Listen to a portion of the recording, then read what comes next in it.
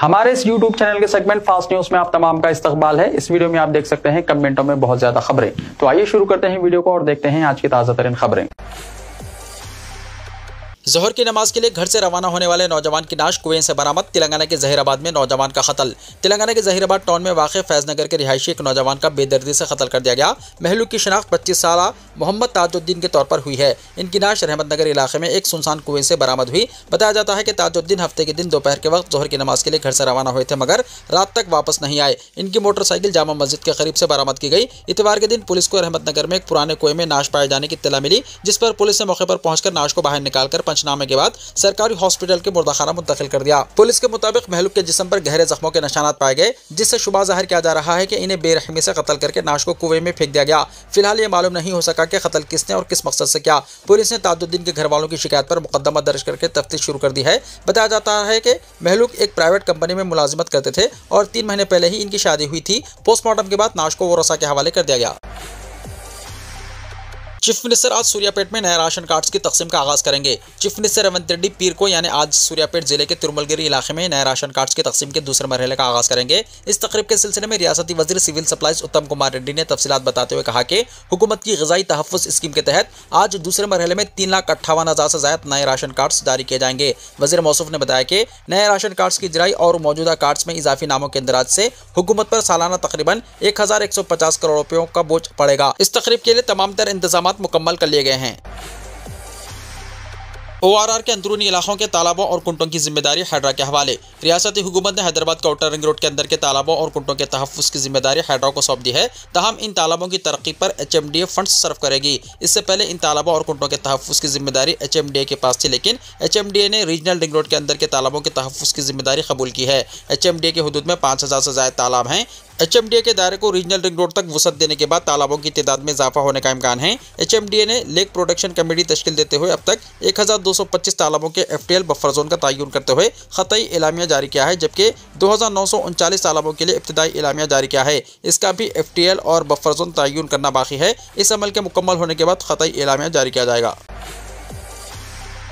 BJP GHMC के mayor की कुर्सी पर कब्जा करेगी, रामचंद्र राव ने कहा। तेलंगाना बीजेपी के सदर रामचंद्र राव ने कहा कि जल्द ही मुनक्किद होने वाले ग्रेटर हैदराबाद म्युनिसिपल कॉर्पोरेशन यानी GHMC के इंतखाबात में मेयर की कुर्सी बीजेपी के कब्जे में ही आएगी। अपनी तहनीती तकरीब से खिताब करते हुए रामचंद्र राव ने कहा कि बतौर सदर वो हर कारकुन के साथ मजबूती से खड़े रहेंगे और किसी भी किस्म की दुश्वारी या खतरे की सूरत में वो सबसे आगे रहकर मसाइल का सामना करेंगे। उन्होंने कारकुनों में जोश भरते हुए कहा कि आने वाले GHMC इंतखाबात में बीजेपी सबसे ज़्यादा कॉर्पोरेटर्स को कामयाब बनाकर ग्रेटर हैदराबाद म्युनिसिपल कॉर्पोरेशन की मेयर कुर्सी पर कब्जा करेगी। उन्होंने कहा कि वो हर कारकुन के साथ मिलकर पार्टी की कामयाबी के लिए मुसलसल कोशिशें जारी रखेंगे। इस मौके पर बड़ी तादाद में बीजेपी कारकुनान ने शिरकत करते हुए रामचंद्र राव का पुरतबाक इस्तकबाल किया।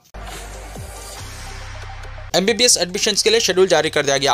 MBBS में एडमिशन्स के लिए मेडिकल काउंसलिंग कमेटी ने शेड्यूल जारी कर दिया। ऑल इंडिया कोटा के तहत सीटों पर 21 जुलाई तक 30 जुलाई दाखिलों के लिए काउंसलिंग होगी, जबकि रियासती कोटा के लिए 30 जुलाई से काउंसलिंग का आगाज किया जाएगा। रियासती कोटा के तहत सीटों पर दाखिलों के लिए पहला मरहला 30 जुलाई तक 6 अगस्त जारी रहेगा, जबकि 3 मुख्तलिफ मराहिल में काउंसलिंग का सिलसिला 18 सितंबर तक जारी रहेगा। मेडिकल काउंसलिंग कमेटी से जारी शेड्यूल में MBBS के अलावा BDS की सीटों पर दाखिलों के लिए काउंसलिंग का अमल मुकम्मल किया जाएगा। तेलंगाना में मजमूई एतबार से 9,065 MBBS की सीटें मौजूद है, जबकि 4,090 MBBS सीटें 34 सरकारी मेडिकल कॉलेजेस में मौजूद हैं। MCC से जारी रहनुमाना खतूत और खवायद के मुताबिक मुल्क भर में 1 सितंबर से MBBS की क्लासेस का आगाज होगा। कालोजी नारायण राव यूनिवर्सिटी से जारी तफसीलात के मुताबिक तेलंगाना से नीट में 70,259 उम्मीदवारों ने शिरकत की थी, जिनमें से 43,400 ने कामयाबी हासिल की है। तेलंगाना में 34 सरकारी मेडिकल कॉलेजेस में 4,090 MBBS सीटें और 26 प्राइवेट कॉलेजेस में जुमला 4,350 सीटें हैं। शेड्यूल में रहनुमाना खतूत भी जारी कर दिए गए हैं और वाज़ेह किया गया है कि ESI कॉलेजेस के अलावा all India institute of medical sciences की तमाम सीटों को ऑल इंडिया कोटा के तहत पुर किया जाएगा और तमाम रियासतों के तलबा इनमें दाखिले के अहल होने के साथ कौमी सतह की काउंसलिंग में हिस्सा ले सकते हैं। तेलंगाना में स्टेट इंजीनियर रिश्वत लेते हुए रंगे हाथों गिरफ्तार। तेलंगाना के पेद्दापल्ली जिले के कालवा श्री रामपुर में पंचायत राज के असिस्टेंट इंजीनियर को रिश्वत लेते हुए ACB हुक्काम ने रंगे हाथों गिरफ्तार कर लिया।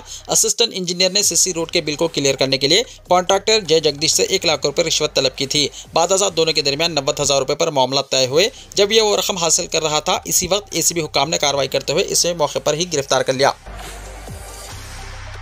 बीसी वेलफेयर हॉस्टल्स और स्कूलों के लिए मुस्तकिल इमारतें तामीर की जाएंगी, पूनम प्रभाकर ने कहा। तेलंगाना के वजीर ट्रांसपोर्ट और बीसी वेलफेयर पूनम प्रभाकर ने कहा कि किराए की इमारतों में कायम बीसी वेलफेयर हॉस्टल्स और महाज्योति बाबू फुले स्कूलों के लिए अगर अराजी हासिल की जाए तो हुकूमत इमारतों की तामीर के लिए फौरी फंड्स जारी करेगी। वो नलगुंडा जिले कलेक्टर के दफ्तर में मुत्तहदा नलगुंडा जिले के जायजा इजलास से खिताब कर रहे थे। वजीर ने जिले कलेक्टरों को हिदायत दी है कि वो महात्मा ज्योतिबा फुले स्कूलों, कॉलेजों और वेलफेयर हॉस्टल्स के लिए जिलेवार अराजी की निशानदेही करें और इस सिलसिले में तदावीज रवाना करें। उन्होंने बताया कि नलगुंडा जिले में 32 बीसी वेलफेयर स्कूल, कॉलेज और हॉस्टल्स मौजूद हैं, जिनमें से तकरीबन 30 किराए की इमारतों में चल रहे हैं। इन सब के लिए मुस्तकिल इमारतें तामीर करने के मकसद से फौरी तौर पर अराजी की निशानदेही करके तदावीज पेश की जाएं। उन्होंने कहा कि रिवायती पेशों के तहफ़्फ़ुज़ के तहत इस साल रियासत भर में 5 लाख ताड़ी के दरख्त लगाने का हदफ मुकर्रर किया गया है।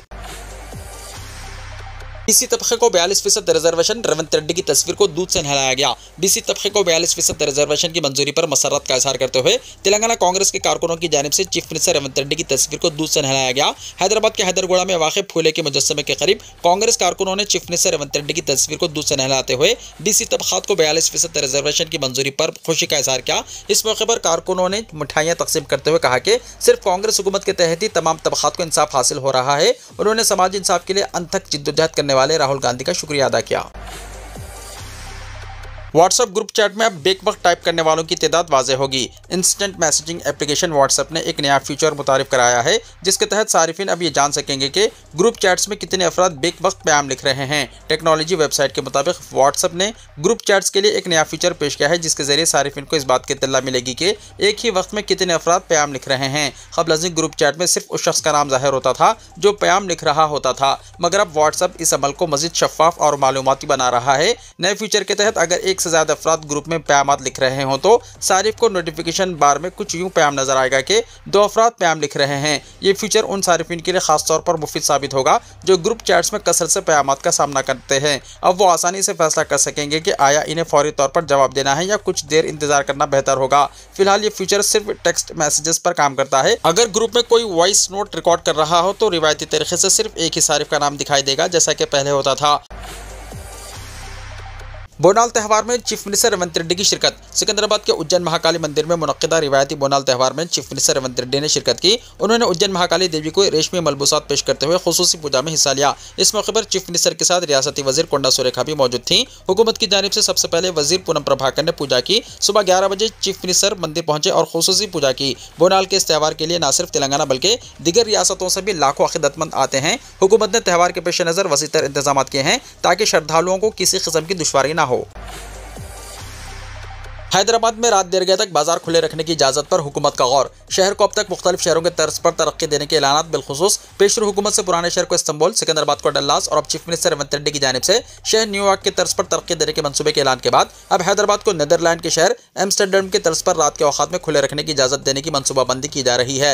मुल्क के वो शहर जो कभी सोते नहीं, इनकी फहरिस्त में हैदराबाद को शामिल करने की हुकूमत से मनसूबाबंदी की जा रही है। ज़राए के मुताबिक हैदराबाद और सिकंदराबाद में हुकूमत की जानिब से नाइट टाइम इकोनॉमी जोन्स की तैयारी की जा रही है ताकि शहर में रात के औकात में सैर व तफरी के अलावा तिजारती फरोग को यकीनी बनाया जा सके। मंसूबे के मुताबिक हुकूमत शहरी इलाकों के जरिए रात में मुआशी सरगर्मी को फरोग देकर रियासत की आमदनी में इजाफा करना चाहती है और ताहाल जो मनसूबाबंदी की गई है इसके मुताबिक हुकूमत ने नाइट टाइम इकोनॉमी अथॉरिटी की तश्कील का जायजा लेना शुरू कर दिया है, जो कि रात के औकात में तिजारत और दीगर उमूर की निगरानी का मजाज इदारा होगा। मंसूबे के मुताबिक NTE यानी नाइट टाइम इकोनॉमी जोन्स की तश्कील के जरिए बगैर पेशगी इजाजत के रात में तिजारती सरगर्मियों को जारी रखने के अलावा पॉश इलाकों में मौजूद सरकर्दा शॉपिंग मॉल्स को रात 2:30 बजे तक खुला रखने की मनसूबाबंदी की जा रही है। तफसीलात के मुताबिक हुकूमत से रात में शहरी इलाकों में तिजारती, सयाहती और दीगर सरगर्मियों को जारी रखने नए इदारे के क़याम की मनसूबाबंदी की गई है, जो कि नाइट टाइम इकोनॉमी अथॉरिटी के नाम से होगी और इन उमूर की निगरान होगी। बताया जाता है कि रात में तिजारती सरगर्मियों को जारी रखने के मुताल्लिक इस अथॉरिटी की निगरानी में नाइट टाइम इकोनॉमी जोन्स कायम किए जाएंगे और इब्तदाई तौर पर इन जोन्स में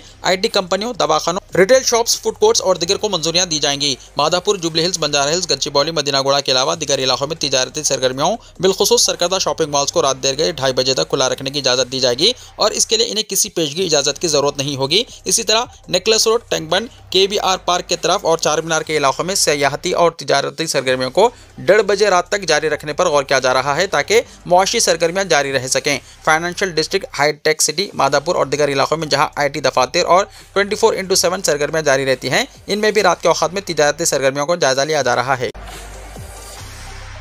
तेलंगाना में दोबारा कदम जमाने तेलुगुदेशम पार्टी सरगर्म। तेलंगाना में दोबारा साबिका विखार वापस लाने और रियासत में एक बार फिर मजबूती से कदम जमाने की कोशिश में तेलुगुदेशम पार्टी सरगर्म हो गई है। इसी सिलसिले के तहत पार्टी जुबली हिल्स में ज़िमनी इंतखाब और मुकामी बल्दियाती इदारों के इंतखाबात में अपनी ताकत का मुजाहरा करने की तैयारी कर रही है। इस मकसद के लिए पार्टी हाईकमान ने रियासती क़यादत को हिदायत दी है कि 15 जुलाई तक मंडल, शहरी और डिवीजन कमेटियों की तश्कील मुकम्मल करे। इसके बाद पार्लिमानी हल्कों की कमेटियों की तश्कील का अमल शुरू होगा और ज़ेर इल्तवा असम्बली हल्कों की कमेटियों को मुकम्मल करके रियासती कमेटी को रिपोर्ट भेजने की हिदायत दी गई है।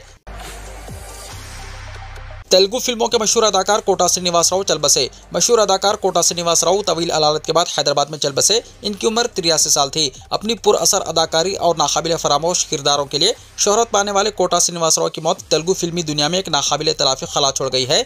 स्टेज से लेकर स्क्रीन तक इनका तकरीबन 5 दहाइयों पर मुहित फिल्मी सफर बेशुमार फनकारों के लिए मशाले राह रहा है और लाखों नाजरीन के चेहरों पर कभी मुस्कुराहटें, कभी आंसू और कभी गौर व फिक्र के लम्हे ले आया। फिल्मी दुनिया में कदम रखने से पहले उन्होंने BSc की डिग्री हासिल की और कुछ अरसे स्टेट बैंक में मुलाजिमत भी की। ताहम इनके अंदर छुपा फनकार थिएटर के जरिए उभरा और फिर जल्दी फिल्मी दुनिया ने इन्हें पुकारा। इनका फिल्मी सफर 1978 में पुरानम खेरिदू से शुरू हुआ और फिर वो कभी पीछे मुड़कर नहीं देखे। कोटा श्रीनिवास राव का फिल्मी सफर हैरत अंगेज हद तक वसी है। उन्होंने 750 से ज़ायद फिल्मों में काम किया, जिनमें तेलुगु, तमिल, हिंदी, कन्नड़ और मलयालम जबानों की फिल्में शामिल है। वो उन गिने चुने अदाकारों में से थे जो सिर्फ एक नजरिया, एक जुमले से नाज़रीन को हंसा भी सकते थे, खौफजदा भी कर सकते थे, नफरत भी दिला सकते थे और मोहब्बत भी जितवा सकते थे। जागृति के कारकुनों पर फायरिंग, कविता की पुलिस में शिकायत, मामले की तहकीकात का क्या मुतालबा। तेलंगाना कानून साज कौंसिल की रुकन के कविता ने 3 बार मल्ला के खिलाफ शिकायत दर्ज कराने के लिए डायरेक्टर जनरल पुलिस के दफ्तर पहुंची और तहरीरी शिकायत हवाले की। बाद मीडिया से बातचीत करते हुए कविता ने इल्जाम आयद किया कि 3 बार मल्ला ने इनके खिलाफ नाजिबा रिमार्क्स किए और इनकी तंजीम जागृति से वाबस्ता कारकुनों पर हमले करवाए। उन्होंने सवाल किया कि आया ये हमले 3 बार मल्ला की जाती हिदायत पर किए गए या फिर हुकूमत की पुष्टपनाही से। इस बात की शफाफ तहकीकात होनी चाहिए। कविता ने कहा कि एक संगीन वाक़े के बावजूद DGP का दफ्तर में मौजूद ना रहना खुद इस बात का इशारा देता है कि शायद हुकूमत इस मामले में शामिल है या इससे बचाने की कोशिश कर रही है। उन्होंने मुतालबा किया कि इस वाक़े की मुकम्मल और गैर जानिबदाराना जांच कराई जाए ताकि असल हकीकत अवाम के सामने आ सके। कविता ने फायरिंग के वाक़े पर शदीद तशवीश का इजहार करते हुए कहा कि आखिर गनमैनों को गोलियां चलाने की नौबत क्यों पेश आई। उन्होंने कहा कि 3 बार मल्ला की इजाज़त के बगैर इनके गनमैन फायरिंग नहीं कर सकते, इसलिए इस पहलू की भी छानबीन की जाए। कविता ने मुतालबा किया कि 3 बार मल्ला के इन गनमैनों को फौरी बरतरफ किया जाए जिन्होंने जागृति कारकुनों पर गोलियां चलाई। उन्होंने तेलंगाना तहरीक की याद दहानी कराते हुए कहा कि उस वक्त के हालात में भी पुलिस या किसी गनमैन ने फायरिंग नहीं की थी, मगर आज जमहूरी एहतजाज के दौरान फायरिंग होना एक तशवीशनाक अमल है जिसकी सख्त मजम्मत की जानी चाहिए। बाज़ इलाकों में आज बारिश का इम्कान। महकमे मौसमियात ने कहा है कि आइंदा 24 घंटों के दौरान तेलंगाना में बाज़ मुकामात पर गरज चमक के साथ बारिश का इम्कान है। मुतासरा अजला में आदिलाबाद, आसिफाबाद, मंचिर्याल, निर्मल, निजामाबाद, जयशंकर, भोपालपल्ली, मुलक, भद्दाद्री कोत्तागुड़म, खम्मम, रंगारेड्डी, हैदराबाद, मेडचल, मलकाजगिरी, विकाराबाद, संगारेड्डी, मेदक, कामारेड्डी, महबूबनगर, नागर कर्नूल, वनपर्त्री, नारायणपेट, जोगलम्बा, गदवाल शामिल है। अपनी यौमिया रिपोर्ट में इसने कहा है कि आइंदा 5 दिनों के दौरान तमाम अजला के बाज़ मुकामात पर 30 से 40 किलोमीटर फी घंटे की रफ्तार से तूफ़ानी हवाएं चलेंगी।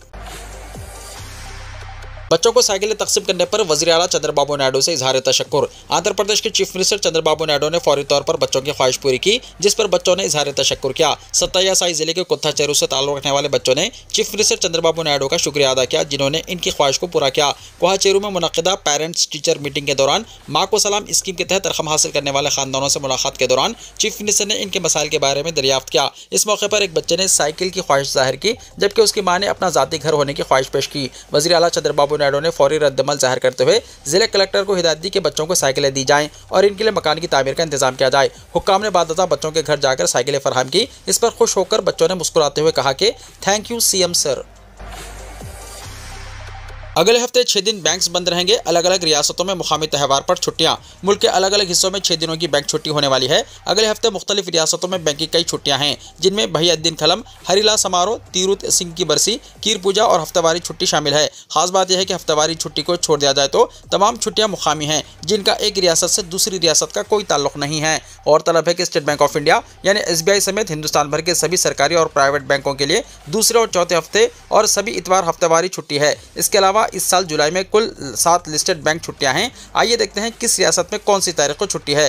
13 जुलाई इतवार पूरे हिंदुस्तान में बैंक्स बंद रहेंगे। 14 जुलाई पीर भैया दिन खलम मेघालय में जिनेतिया कबाइलों के जरिए मनाए जाने वाले त्यौहार भैया दिन खलम के मौके पर शिलांग में बैंक्स बंद रहेंगे। 16 जुलाई चारशंबा हरीला उत्तराखंड के कमाऊ इलाके और हिमाचल प्रदेश के कुछ हिस्सों में मनाए जाने वाले त्यौहार हरीला की वजह से देहरादून में बैंक्स बंद रहेंगे। 17 जुलाई जुमेरात तिरुत सिंह बरसी घासी लोगों की अहम शख्सियत में से एक तिरुत सिंह की बरसी के मौके पर शिलांग में बैंक्स बंद रहेंगे। 19 जुलाई हफ्ता कीर पूजा त्रिपुरा में मनाए जाने वाले त्यौहार कीर पूजा के मौके पर अगरतला में बैंक्स बंद रहेंगे। ये त्यौहार इलाके के मुहाफिज देवता कीर को वक्फ है जो अकीदतमंदों के मुताबिक आफत और बाहरी खतरों से बचाव करते हैं। 20 जुलाई इतवार पूरे हिंदुस्तान में बैंक्स बंद रहेंगे। 26 जुलाई हफ्ता चौथे हफ्ते की वजह से पूरे हिंदुस्तान में बैंक्स बंद रहेंगे। 27 जुलाई इतवार पूरे हिंदुस्तान में बैंक्स बंद रहेंगे और 28 जुलाई पीर दरपा तशीजी गंगडू में बैंक दरुकापा तशीजी के लिए बंद रहेंगे। ये एक बुद्ध त्यौहार है जो तिब्बती शम्स कैलेंडर के छठे महीने के चौथे दिन पड़ता है। ये दिन महात्मा बुद्ध के पहले पैगाम की अलामत है। हिमाचल प्रदेश में मानसून से तबाही हलाकतों की तादाद 98 तक पहुंच गई। जमीन खिसकने और सैलाब ने रियासत को शदीद नुकसान पहुंचाया। हिमाचल प्रदेश में मानसून बारिशों ने तबाही मचा दी है जहां अब तक 98 अफराद जाँ बहक हो चुके हैं और 770.96 करोड़ रुपए से ज्यादा का माली नुकसान हो चुका है। ये दादोशुमार रियासती आफात मैनेजमेंट अथॉरिटी यानी SDMA की ताज़ा तरीन रिपोर्ट में जारी किए गए हैं। रिपोर्ट के मुताबिक 20 जून से 13 जुलाई के दरमियान बारिश से जुड़े मुख्तलिफ हादसात में 57 अफराद हलाक हुए। शदीद बारिश की वजह से सड़कों की हालत खराब हो गई है जिसकी वजह से ट्रैफिक हादसात में मजीद 41 अमवात रिपोर्ट हुई हैं। ये अमवात बताती हैं कि मानसून के दौरान पहाड़ी इलाकों में सफर किस कदर खतरनाक हो सकता है। इसराइली हमले में ईरानी सदर के जख्मी होने का इंकशाफ। इसराइल और ईरान के दरमियान होने वाली 12 रोज़ा जंग के दौरान ईरान के सदर मसूद पज़ेश्कियान के जख्मी होने का इंकशाफ हुआ है। तुर्क खबर एजेंसी अनादोलू ने ईरानी मीडिया के हवाले से दावा किया कि इसराइल की जानिब से 17 जून को हमले के वक्त आला ईरानी हुक्काम बशमुल हुकूमत की 3 ब्रांचेस के सरबराहान तेहरान में एक महफूज मुकाम पर मीटिंग में मसरूफ थे। मीडिया रिपोर्ट्स के मुताबिक इसराइली हमले में मुतल्लिका इमारत के दाखिली और खारजी रास्ते पर 6 प्रोजेक्टाइल से हमला किया गया। इसराइली हमले में ईरान के सदर मसूद पज़ेश्कियान को टांग पर मामूली जख्म आए थे। तहम ईरानी सदर समेत तमाम ओहदेदार बाहिफाजत मुतल्लिका इमारत से निकलने में कामयाब रहे थे। ईरानी खबर इदारे फारस न्यूज़ के मुताबिक इसराइल ने ईसाई हमला हिजबुल्लाह के साबिक सरबराह हसन नसरुल्लाह को निशाना बनाने के लिए भी किया था। तुर्क मीडिया के मुताबिक ईरानी हुक्काम को शुबा है कि इस हवाले से मुमकिना तौर पर अंदर से खबर लीक की गई। याद रहे कि 13 जून को इसराइल ने ईरान के जौहरी प्रोग्राम मिलिट्री हेडक्वार्टर्स और स्वेलेन आबादी पर मिसाइलों से हमला किया था जिसमें 606 अफराद शहीद और 5000 से ज्यादा जख्मी हुए थे। ईरान ने भी अपने दिफा में इसराइल पर ताबड़तोड़ हमले किए जिसमें 29 अफराद हलाक और 3400 अफराद जख्मी हुए। फिर 24 जून को अमेरिका की मदाखलत के बाद 13 रोज़ा जंग का खात्मा हुआ। वीडियो को लाइक शेयर कीजिए और हमारे इस YouTube चैनल को सब्सक्राइब करते हुए इसके बेल आइकॉन को भी प्रेस कर लीजिए ताकि ऐसी ही ताज़ा तरीन खबरों का नोटिफिकेशन सबसे पहले आपको मिलता रहे।